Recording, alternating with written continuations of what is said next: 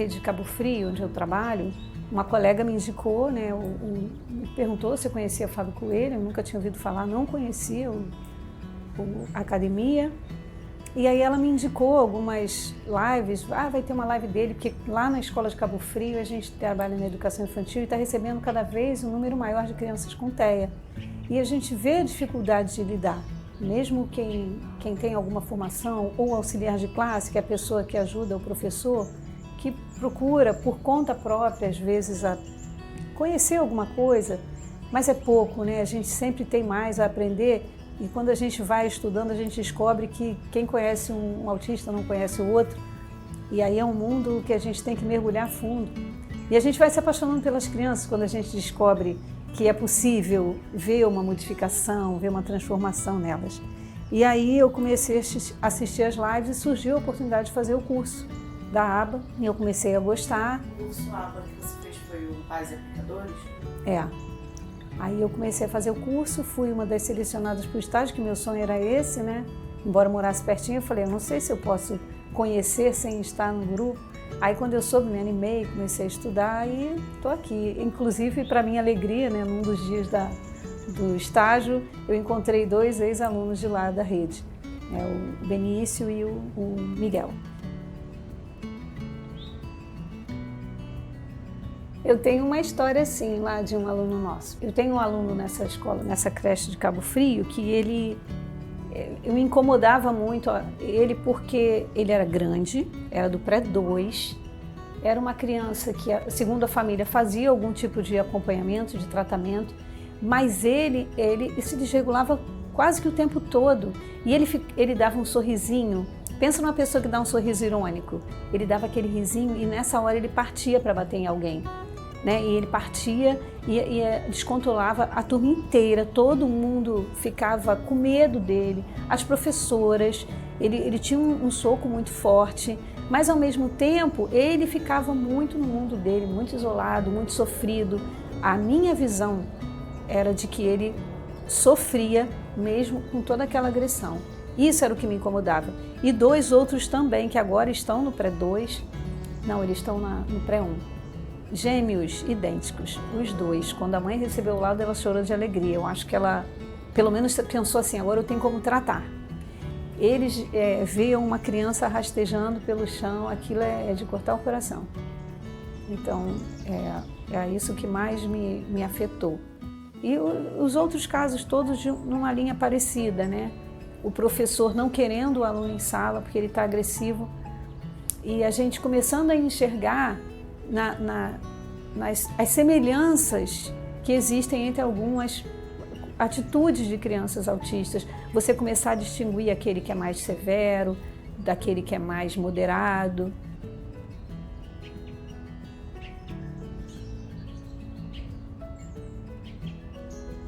Eu acho que é a questão da desvalorização, né? O investimento, né? A gente não tem um investimento por parte do poder público. A gente também não é muito valorizado, o nosso trabalho às vezes não é respeitado como deveria e isso atrapalha bastante.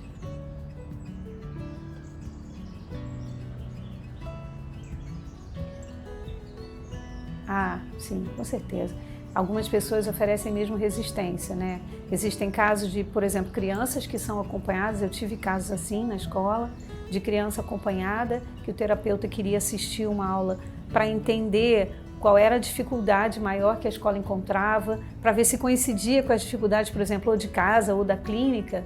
E às vezes o professor oferece resistência de ter aquele profissional, não enxerga como um profissional que vai ali para acrescentar, para somar. Eu sou muito... eu acho que toda ajuda é bem-vinda, mas as pessoas às vezes não enxergam isso como ajuda.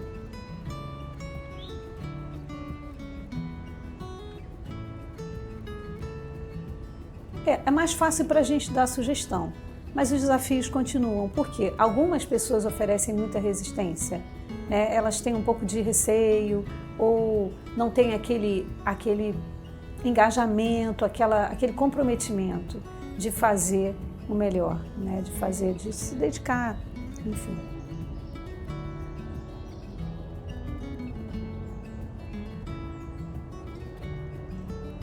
Foi a partir de mim mesmo. porque a gente não pode cruzar os braços quando a gente lida com o ser humano e a gente vê o ser humano em sofrimento. A gente tem que fazer a nossa parte.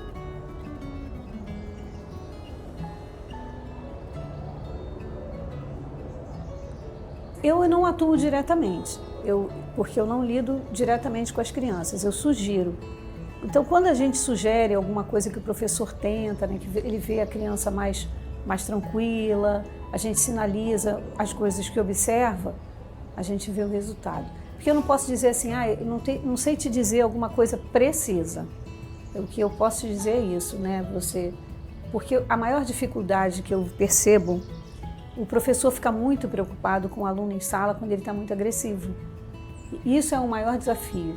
E depois, o que eu acho mais difícil é o professor realmente implementar alguma coisa para que o aluno aprenda, sabe? Então, é um desafio que acaba sendo nosso, de professor se ficar destemido e tentar ensaiar, enfim.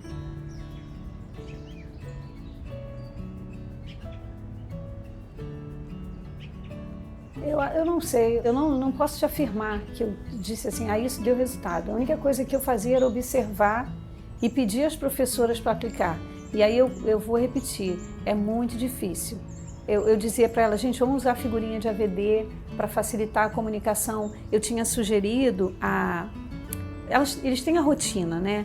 Por exemplo, um dia tem aula de educação física, depois, aí tem o parquinho, tem aquela rotina, que não é igual, mas eu aprendi uma palavra que eu achei fantástica, que é previsibilidade, né? Porque você pensa assim, a criança autista precisa de rotina, ele precisa de previsibilidade. Então, se você diz para ele o que vai ser feito, muito mais difícil da criança desregular.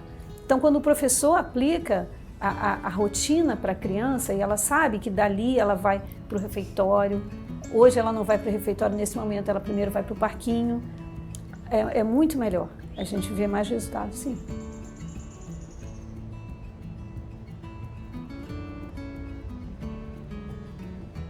Olha, eu acho que o bom da gente fazer o curso é porque a gente fica mais seguro, a gente vê mais resultado, a gente não tem medo de tentar alguma coisa nova, a gente não se acha fracassado quando não dá certo um dia, porque sempre deu e aquele dia não deu, porque é normal. A gente que não tem nenhum tipo de comprometimento, às vezes não acorda bem, não produz bem, às vezes o seu dia de trabalho você pensa assim, nossa, hoje não produzi nada, porque é normal, nós somos humanos.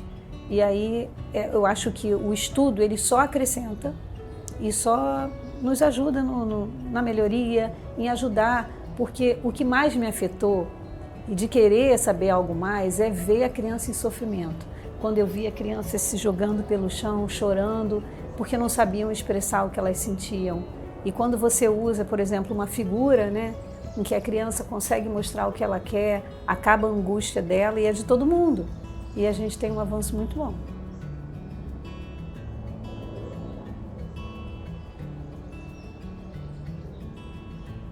Para eles é a questão de você saber como agir. Como eu disse, né, como a gente não tem uma fórmula, porque cada criança é de um jeito, cada criança se comporta de um jeito, reage de um jeito, mas você pelo menos sabe por onde começar, por onde partir, como planejar, como adequar melhor as atividades, porque a primeira preocupação é a criança se adaptar à rotina escolar, mas a criança também tem que aprender. E aí você só pode ajudar quando você consegue ter um mínimo de uma postura daquela criança mais comportada, mais centrada, e você poder trabalhar a atividade para ela aprender alguma coisa, porque o objetivo da escola é ensinar.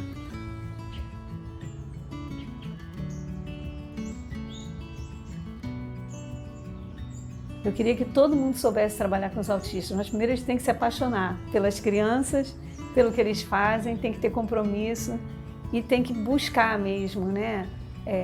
Aprender a lidar com todas as dificuldades, porque todos nós temos dificuldades. O pior é quando a pessoa precisa e a gente não quer fazer, a gente tem que querer. Eu queria que todo mundo gostasse, todo mundo que estivesse na educação amasse educar, amasse fazer o seu melhor.